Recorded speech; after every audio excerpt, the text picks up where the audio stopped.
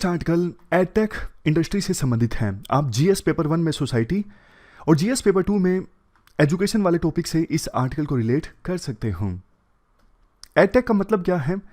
देखो, एडटेक का मतलब है एजुकेशन टेक्नोलॉजी, मतलब कि कंप्यूटर्स, कंप्यूटर प्रोग्राम्स और एजुकेशन सिस्टम की सहायता से स्टूडेंट्स या फिर एम्प्लॉयज़ को ट्रेनिंग प्रोवाइड करना, लर्निंग प्रोवाइड करना। एडटेक इंडस्ट्री के एग्जांपल्स जैसे देखो Unacademy, Baiju, only IAS, upgrade, topper, ये सब। देखो, हमारे देश में जो इंडियन एडटेक इंडस्ट्री है ना, इसकी वैल्यूएशन 2020 में थी 750 मिलियन यूएस डॉलर्स। अनुमान ये है 2025 आते आते इंडिया में एडटेक इंडस्ट्री की वैल्यूएशन हो जाएगी 4 बिलियन यूएस डॉलर्स, यानी एनुअल ग्रोथ जो है वो अच्छी खासी है। सितंबर 2011 तक हमारे देश में 4,530 एडटेक कंपनीज काम कर रही थी, जिनमें से 435 तो पिछले 2 सालों में बनी थी। क्वेश्चन ये भी उठता है, ये जो एडटेक कंपनीज हैं वो इतना तेजी से क्यों इमर्ज हो रही हैं? काफ़ी सारे रीजंस हैं। सबसे पहले फ्लेक्सिबल लर्निंग ऑप्शन। देखो, एडटेक कंपनीज आपको ऑप्शन देती हैं, आप घर बैठे बिल्कुल फ्लेक्सिबल ढंग से अपने जो लेक्चर्स हैं या फिर दूसरा कंटेंट है उसे एक्सेस कर सकते हो। मतलब फ्लेक्सिबल ढंग से आप चीज़ें सीख सकते हो अपने समय के हिसाब से, अपने प्लेस के हिसाब से। Next, cost effective. देखो, जो ये एडटेक ऑप्शंस होते हैं ना, ज़्यादा कॉस्ट इफेक्टिव होते हैं। उसके रीजंस भी हैं। जैसे आप अपने आईएएस की कोचिंग्स का एग्जांपल लीजिए। बहुत सारे इंस्टीट्यूट्स आपने देखे होंगे जिनके बड़े बड़े ऑफिसेज होते हैं। इवन कई इंस्टीट्यूट्स तो ऐसे हैं जिन्होंने बड़े बड़े ऑफिस सेल्स टीम्स के लिए ले रखे हैं, जहाँ पे सिर्फ सेल्स टीम बैठती है और सो कॉल्ड काउंसलिंग होती है, लेकिन इवेंचुअली कन्विंस कराने की कोशिश होती है कि आप एडमिशन ले लीजिए।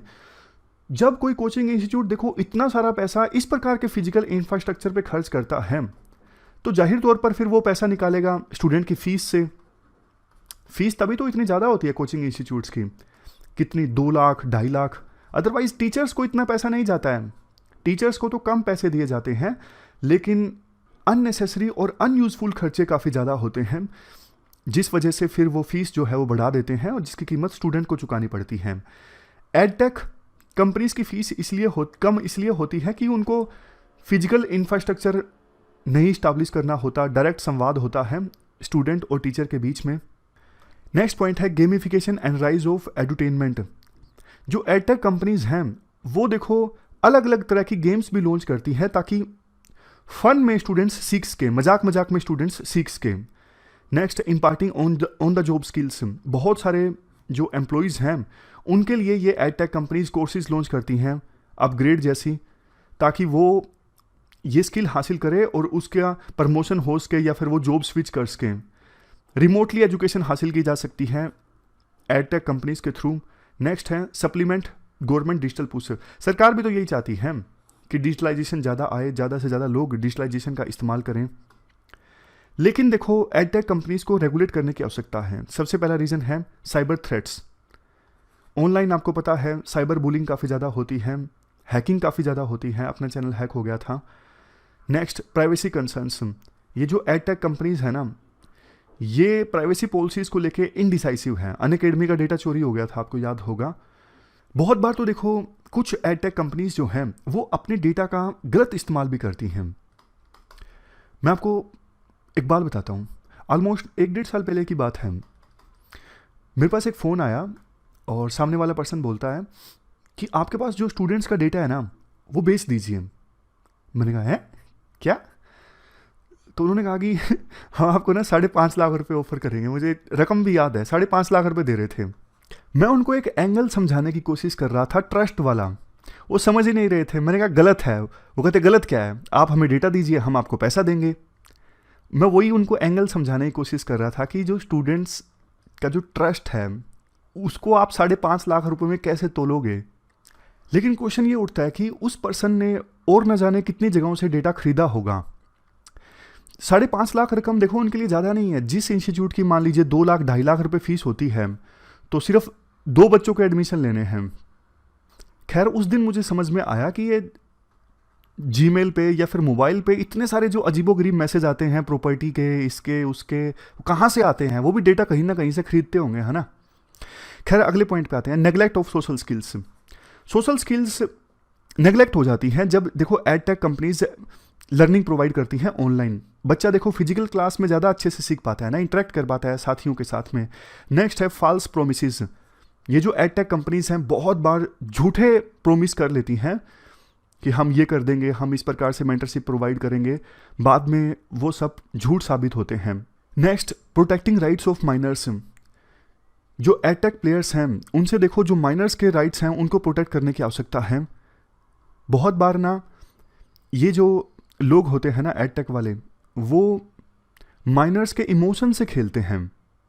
जब ये माइनर्स जिनकी एज 18 साल से कम है ये एडमिशन लेते हैं जैसे बैजू पे या फिर दूसरे प्लेटफॉर्म पे, तो किस प्रकार से इनके राइट्स सुरक्षित रहेंगे? क्योंकि माइनर जो हैं वो तो देखो किसी प्रकार के लीगल कॉन्ट्रैक्ट में एंटर ही नहीं कर सकते किसी के साथ में, लेकिन एडमिशन तो ये माइनर ले रहे हैं। मैं आपको एक और चीज़ बताता हूँ, आपको चीज़ें याद हो जाएंगी। एग्जाम्पल से ना, लाइफ एक्सपीरियंस से आपको चीज़ें बहुत याद हो जाती हैं। एक बैजू वाला सेल्समैन है, उससे बात चल रही थी कि तुम कैसे एडमिशन करवाते हो। उसने जो तरीका बताया ना काफ़ी गलत था। उसने कहा कि हम ना किसी के फैमिली में जाते हैं, मतलब फैमिली से इंटरेक्ट करते हैं, हमें पता होता है कि दूसरी क्लास का बच्चा क्या आंसर दे सकता है, तीसरी क्लास का बच्चा किस प्रकार के क्वेश्चंस का आंसर दे सकता है। तो हम शुरू में एक दो क्वेश्चंस पूछते हैं बच्चे से, हमें उसका ना लेवल पता लग जाता है, तो हम जानबूझ के फिर डिफ़िकल्ट क्वेश्चन पूछते हैं, वो जवाब नहीं दे पाता, तो फिर हम पेरेंट्स को बोलते हैं कि देखो शहरों में तो इस क्लास के बच्चे इस प्रकार के क्वेश्चंस का आसानी से आंसर दे पाते हैं। और आपको पता है देखो पेरेंट्स तो पेरेंट्स होते हैं, उनको थोड़ा बुरा लगता है कि हमारा जो बच्चा है वो पिछड़ गया, जबकि वो ठीक था एज के हिसाब से। लेकिन उस सेल्समैन ने जानबूझ के ऐसा फील करवाया कि आपका जो बच्चा है वो पिछड़ रहा है, तो फिर वो एक इम्पैक्ट पड़ता है और पेरेंट्स जो है वो एडमिशन दिलवा देते हैं। इस प्रकार से देखो कैसे कितना गलत इमोशंस का मिसयूज होता है। नेक्स्ट है वे फॉरवर्ड। वे फॉरवर्ड में क्या कहा जा सकता है? डिजिटल इंफ्रास्ट्रक्चर को स्ट्रेंथन किया जाए, सोशलाइजेशन होना चाहिए, डेटा प्रोटेक्शन पे ध्यान दे सरकार, अवेयरनेस ज़्यादा से ज़्यादा फैलाई जाए। ये जो एड टेक कंपनीज हैं वो गलत कैंपेन चला के एडमिशन ना करवा लें, मतलब लोगों को भी अवेयर करने की आवश्यकता है कि आप जैसा वो बोल रहे हैं उन पे सीधा सीधा भरोसा मत कीजिए, पूछिए उनसे और ज़्यादा वेरिफिकेशन कीजिए। हाल ही में मिनिस्ट्री ऑफ एजुकेशन ने डूज एंड डोंट्स जारी किए थे एड टेक इंडस्ट्री से संबंधित। जो ऑटोमेटिक डेबिट ऑप्शन होता है उसको अवॉइड कीजिए। ये पेरेंट्स के लिए हैं। एड टेक कंपनीज के एडवर्टाइजमेंट कैंपेन पे सीधा सीधा भरोसा मत कीजिए। पेरेंटल कंसेंट होनी चाहिए परचेज में। एड टेक कंपनीज को ये बातें बोली कि आप consumer protection e commerce rules 2020 का पालन कीजिए और एडवर्टाइजमेंट संबंधित जो सेल्फ रेगुलेशन है उसका भी पालन कीजिए। तो ये पूरा आर्टिकल हमने डिस्कस किया एड टेक इंडस्ट्री से संबंधित।